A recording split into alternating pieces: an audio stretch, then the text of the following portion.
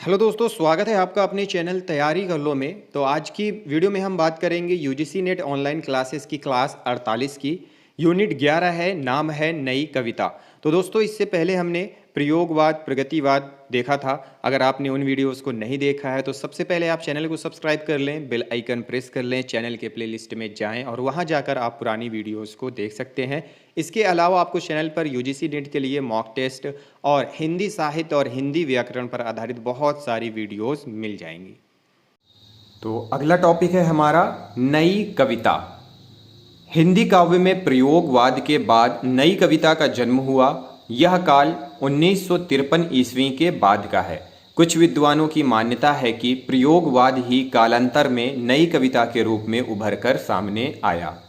गिरिजा कुमार माथुर छायावादोत्तर काव्य को नई कविता के अंतर्गत मानते हैं, जबकि डॉक्टर रामविलास शर्मा और डॉक्टर नामवर सिंह नई कविता को प्रयोगवाद का ही छद्म रूप स्वीकार करते हैं। वहीं नरेश मेहता और श्रीकांत वर्मा नई कविता को प्रयोगवाद से अलग मानते हैं। तो प्रयोगवाद का उदय कब से माना जाता है? नई कविता का उदय कब से माना जाता है? प्रयोगवाद के बाद, मतलब 1953 ईस्वी के बाद का जो समय है वह प्रयोगवाद, वह नई कविता का समय माना जाता है। 1953 ईस्वी के बाद का समय नई कविता का समय। वास्तव में प्रयोगवाद की कविता में अतिशय बौद्धिकता और प्रयोगशीलता थी। नई कविता की इस अतिरेक से बचाया गया और नवीन शिल्प को महत्व दिया गया। नई कविता जीवन के हर पक्ष से जुड़ी हुई है। नई कविता में जीवन, आस्था, अनास्था, सुख दुख, कुंठा, पीड़ा, राग विराग आदि संवेदनाएं हैं। नई कविता में विषयों का समावेश विषय वस्तु एवं शिल्प के स्तर पर किया गया है। इस कविता में भाषा की सहजता के साथ साथ अस्तित्ववादी मान्यताएं भी हैं। नई कविता में जीवन को पूर्ण स्वीकार करने, उसे भोगने की लालसा है। क्षणों की अनुभूतियां संपूर्ण अनुभूति की साधक है। क्षणों को सत्य मान लेने का अर्थ होता है जीवन की एक एक अनुभूति, व्यथा एवं सुख को सत्य मानकर जीवन को सघन रूप से स्वीकार करना। नई कविता की प्रमुख प्रवृत्तियां। नई कविता की प्रमुख प्रवृत्तियां निम्नलिखित हैं। संत्रास, कुंठा, घुटन, दर्द जैसे भावों की अभिव्यक्ति। नई कविता के कवियों का युग उनके मोह भंग का युग है। स्वतंत्रता से प्राप्त होने वाली आशाओं का स्वप्न इस समय तक टूट चुका था। इस काल के मानव ने बढ़ती हुई बेरोजगारी, अत्याचार आदि में जीवन जीने की विवशता को स्वीकार कर लिया था। इसलिए उसे स्वयं को समुचित रूप से स्थिर न देखने से उसके मन में संत्रास, कुंठा, घुटन एवं दर्द जैसे भाव उत्पन्न हो गए थे। ये सभी भाव व्यक्ति के कष्टों को अभिव्यक्ति देने वाले थे। नई कविता के कवियों ने अपनी कविताओं में इन्हीं भावों की अभिव्यक्ति की है। जिंदगी है भार हुई, दुनिया है बहुत बोर, दंभी पाखंडी बहुरूपिये है बड़े लोग। लघु मानव की प्रतिष्ठा अगली प्रवृत्ति है। नई कविता की एक मुख्य विशेषता लघु मानव की प्रतिष्ठा है। लघु मानव से अभिप्राय किसी ऐसे व्यक्ति से नहीं जो किसी पाप, घृणा अथवा असुंदरता की प्रतिमूर्ति है, और न ही किसी ऐसे व्यक्ति से जो दर्शन, संप्रदाय, राजनीतिक दल या वर्ग विशेष के साथ जुड़ा हुआ है। इस प्रकार नई कविता का कवि उपेक्षित व्यक्ति के जीवन संदर्भों एवं संवेदनाओं को ग्रहण करके समाज और जीवन की परिधि को व्यापक बनाता है। अगली प्रवृत्ति है अस्तित्ववादी चिंतन।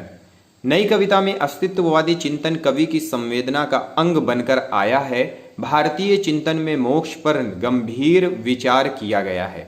इस काल में द्वितीय विश्व युद्ध की भीषणता ने मानव को मृत्यु को वर्ण करने की स्थिति में ला दिया। इसलिए नई कविता के कवियों के वक्तव्यों द्वारा भी इस चिंतन की अनुगूंज सहज ही सुनाई पड़ने लगी है। विरोध के स्वर अगली प्रवृत्ति है। इस युग के कवियों ने युगीन स्थितियों के प्रति विरोध अथवा विद्रोह का स्वर मुखरित किया है। स्वतंत्रता के पश्चात व्यक्ति जिन स्वप्नों को पूरा होता हुआ देखना चाहता था, वे उसे जर्जरित होते हुए दिखाई पड़े। यह देखकर वह व्यथित हो गया और उसके जीवन में निराशा भर गई।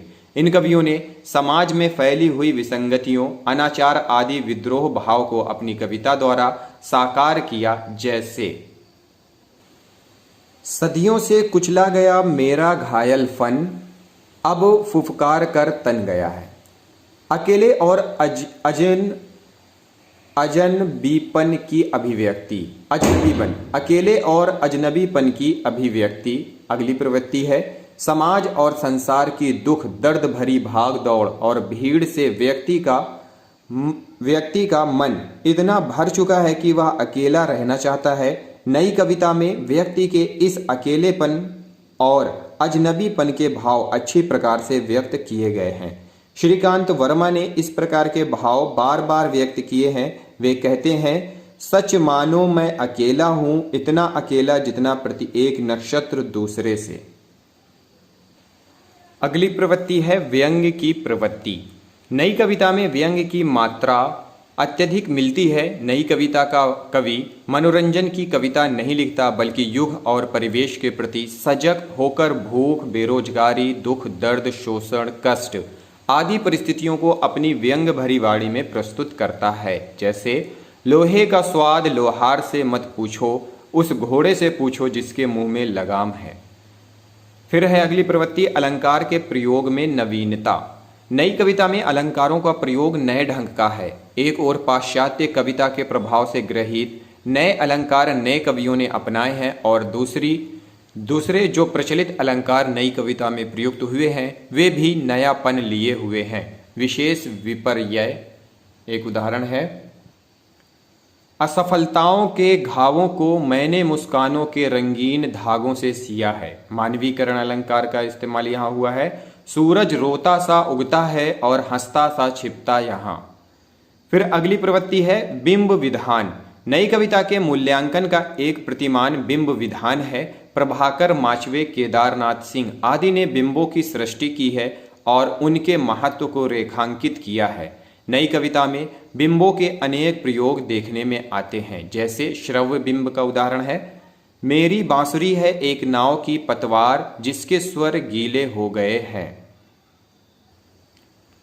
छप छप छप मेरा हृदय कर रहा है छप छप छप। स्पर्श बिंब है, लिपटा रजाई में मोटे तकिए में धर कविता की कॉपी, ठंडक में अकड़ी उंगलियों से कलम पकड़ मैंने इस जीवन की गली गली मापी। गंध बिंब है, ज्यों नार हो चुकी मेहमान चले गए, बस पकवानों की गंध सारे घर में बसी रह गई। फिर अगली प्रवृत्ति है प्रतीक विधान। नई कविता के संदर्भ में प्रतीकों की व्यापकता देखने को मिलती है, परंतु यह प्रतीक परंपरा से अलग नए रूप में आए हैं।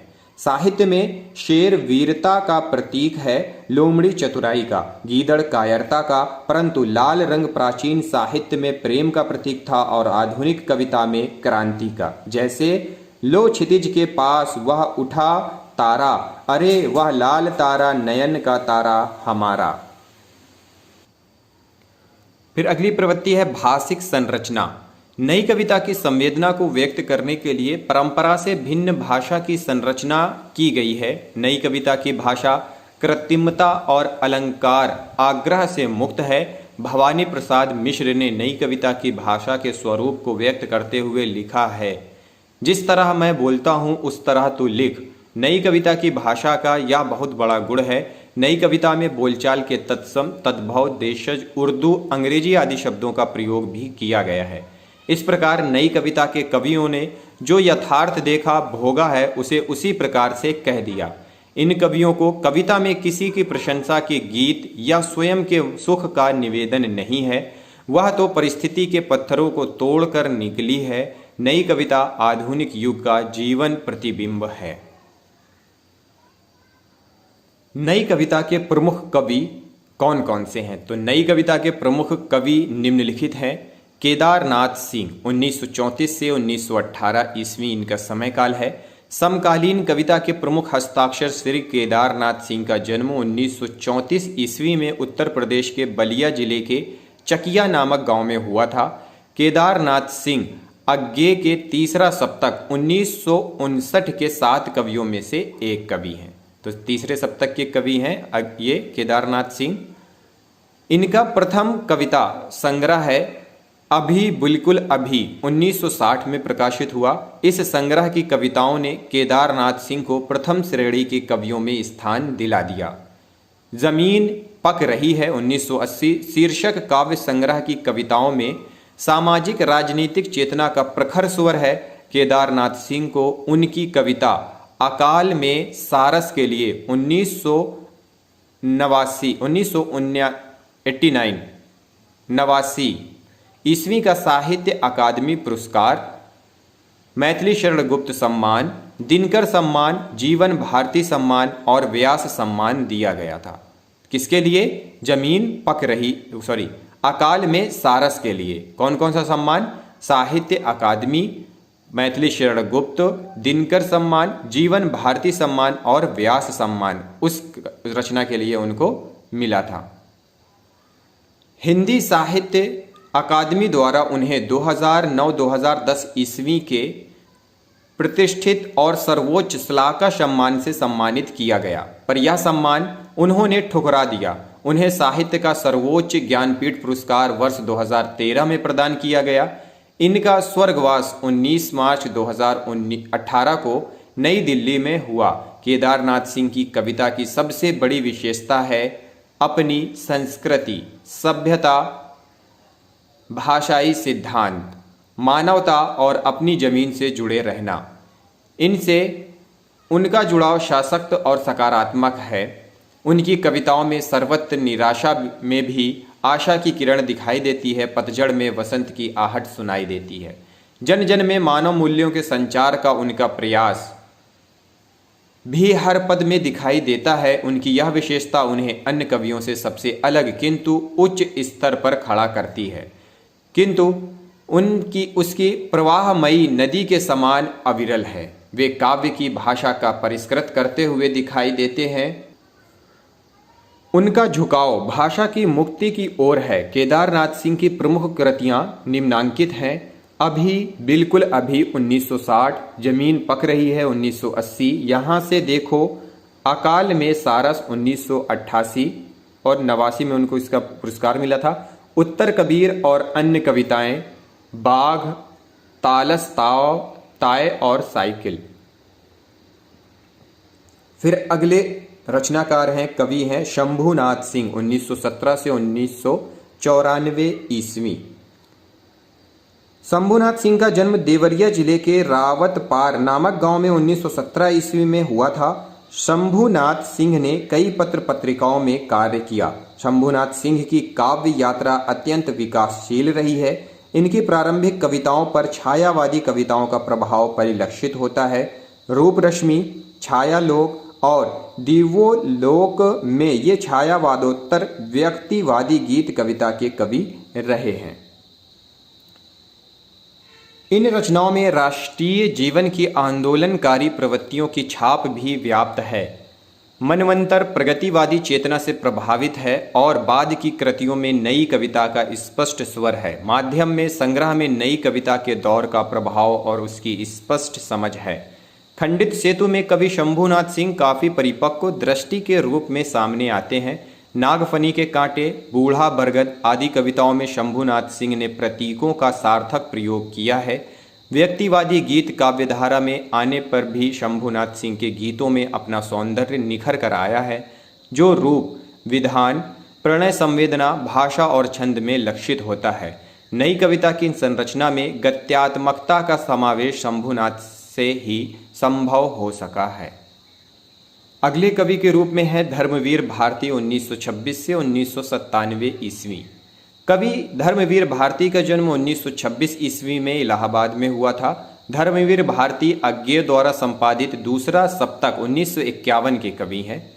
वे 1960 ईस्वी में धर्मयुग साप्ताहिक पत्रिका के संपादक बनकर बम्बई मुंबई चले गए तथा 1988 ईस्वी में वे संपादक पद से सेवानिवृत्त हो गए। इनका निधन 4 सितंबर 1997 को मुंबई में हो गया।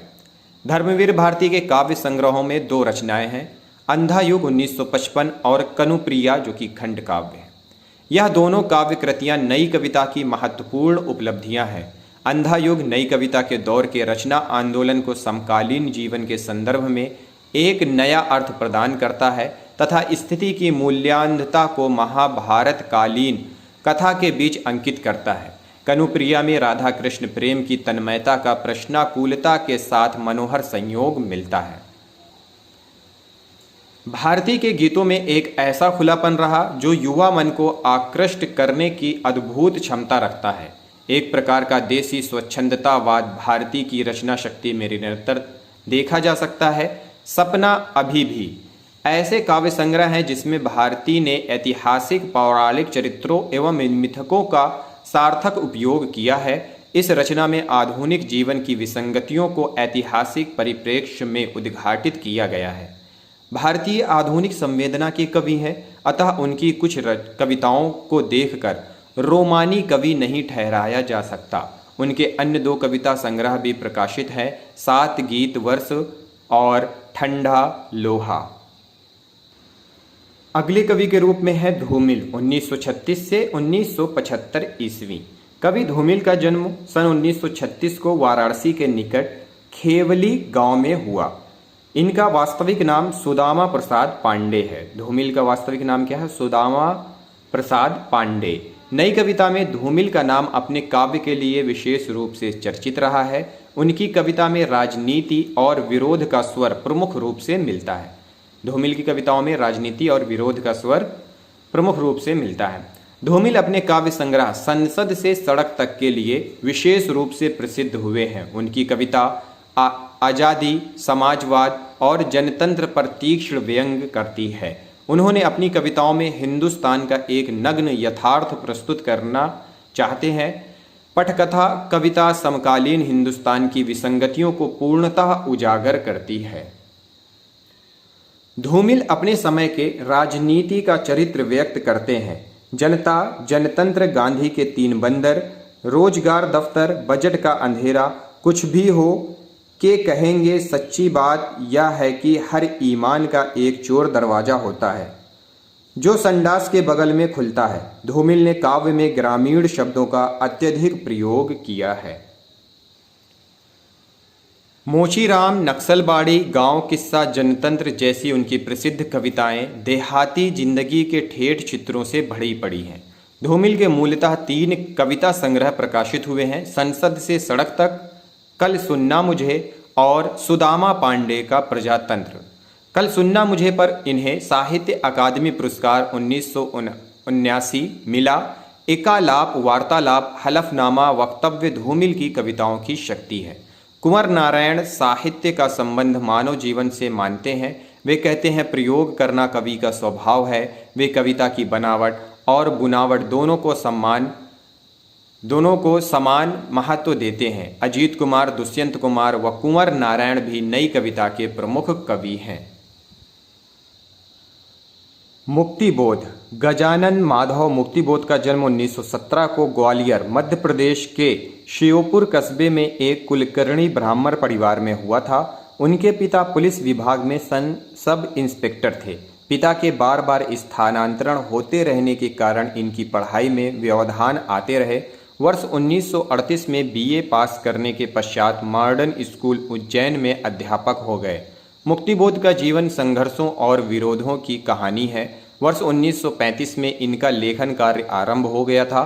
कर्मवीर पत्रिका में इनकी प्रारंभिक रचनाएं छपने लगी थी। प्रथम बार फंटेसी का प्रयोग मुक्तिबोध की रचनाओं में देखने को मिला। अंधेरे में फंटेसी शैली की रचना है। मुक्तिबोध की फंटेसी अनुभव की कन्या है।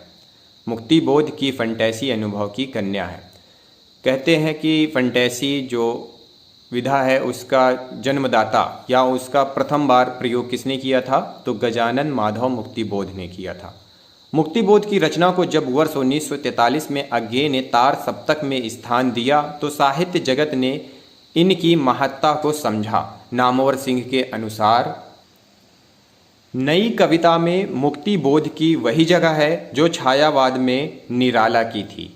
साहित्य परिचय मुक्तिबोध की कविताओं में मार्क्सवादी विचारधारा का प्रभाव मिलता है। इनकी प्रमुख काव्य कृतियां हैं चांद का मुंह टेढ़ा है, भूरी भूरी खाक धूल। नई कविता के प्रमुख कवि और उनकी रचनाएं। सच्चिदानंद हीरानंद वात्स्यायन अज्ञे 1911 से 1987 ईस्वी इनका जीवन काल है। इनकी प्रमुख रचनाएं हैं, काव्य कृतियां हैं भग्नदूत 1933, चिंता 1942, इत्यलम 1946, हरी घास पर क्षणभर 1949, बावरा अहेरी 1954, इंद्रधनु रौंदे हुए ये 1957, अरि ओ करुणा प्रभामय 1959, आंगन के पार द्वार 1961, कितनी नावों में कितनी बार 1967, सागर मुद्रा 1970, पहले मैं सन्नाटा बुनता हूँ 1973, महावृक्ष के नीचे 1977, क्योंकि मैं उसे जानता हूँ 1969, नदी की बांक पर छाया 1981, असाध्य वीणा। फिर अगले कवि हैं गजानन माधव मुक्तिबोध 1977 से 1964 ईस्वी इनका जीवन काल है। काव्य कृतियां हैं, चांद का मुंह टेढ़ा है 1964 ईस्वी, भूरी भूरी खाक धूल 1980 ईस्वी, ब्रह्मा राक्षस मृत्यु और कवि ओरान उटांग।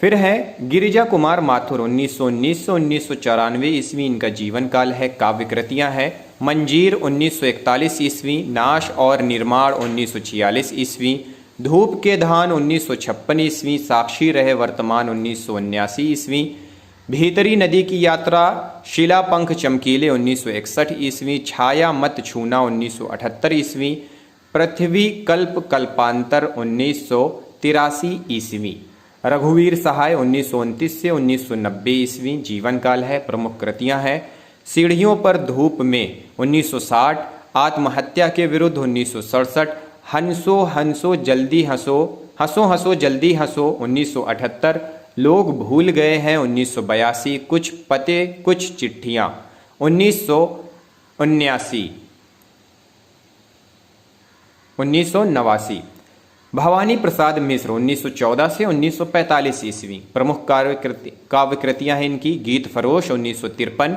चकित है दुख 1968, गांधी पंचशती 1969, बुनी हुई रस्सी 1971, खुशबू के शिलालेख 1973, व्यक्तिगत 1973, अंतर्गत 1979, अनाम तुम आते हो 1979,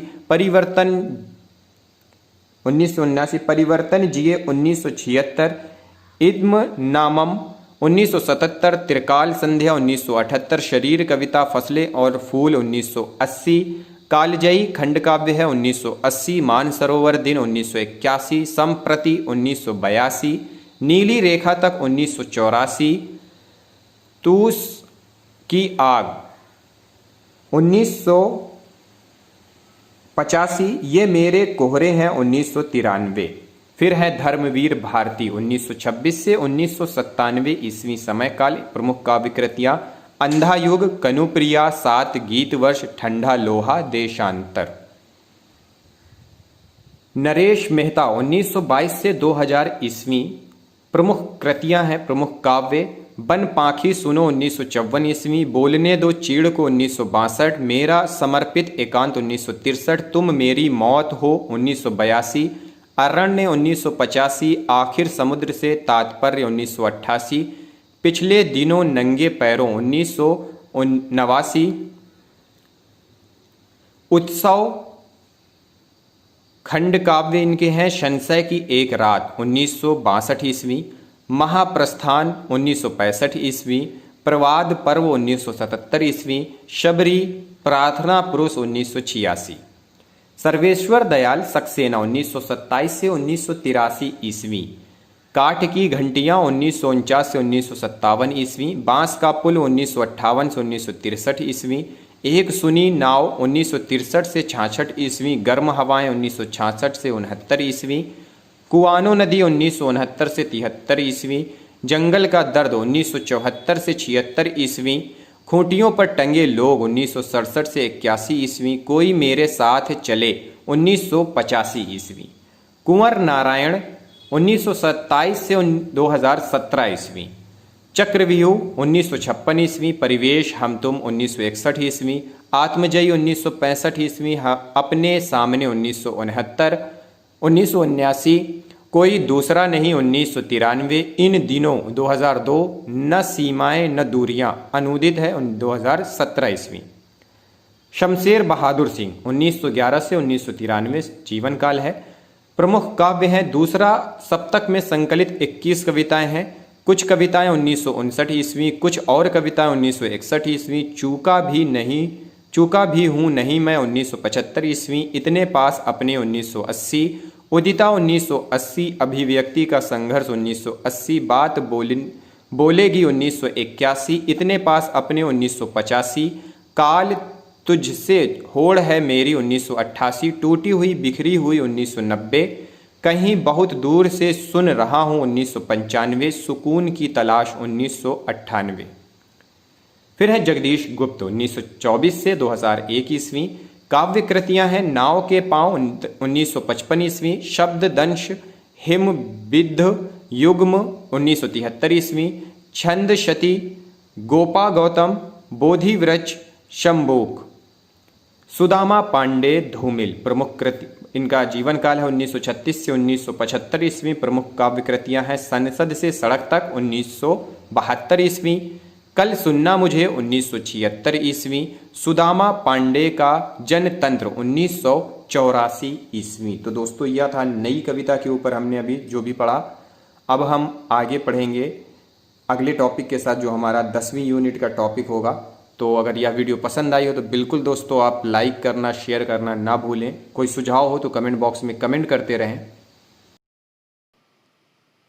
तो दोस्तों इस वीडियो को लाइक करें, बहुत ज़्यादा शेयर करें। दोस्तों मैं देखता हूँ बहुत कम आप शेयर करते हैं, तो आप मुझे सपोर्ट करते रहें, मैं आपको सपोर्ट करते रहूँगा। अगली वीडियो में मिलते हैं अगले टॉपिक के साथ। इस वीडियो को देखने के लिए आप सभी लोगों का बहुत बहुत धन्यवाद।